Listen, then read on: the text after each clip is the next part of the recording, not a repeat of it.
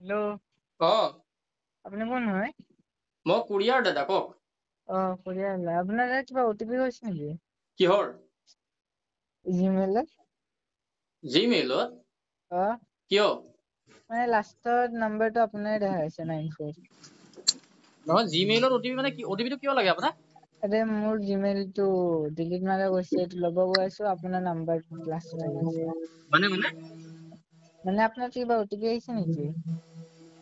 নহয় মানে অটিপিটো তেনেকে দিব নোৱাৰি নহয় দাদা, মানে আপোনাক কিবা এইটো লাগে নেকি? জিটি অটিপি নহয়, মোৰ জিমেইলৰ। পচন্দ হ'ব। হেল্ল' হেল্ল' অ', দাদা কি বুলি কয় 94 লাষ্টত আপোনাৰ নম্বৰ নেকি? অ', হয় কওক।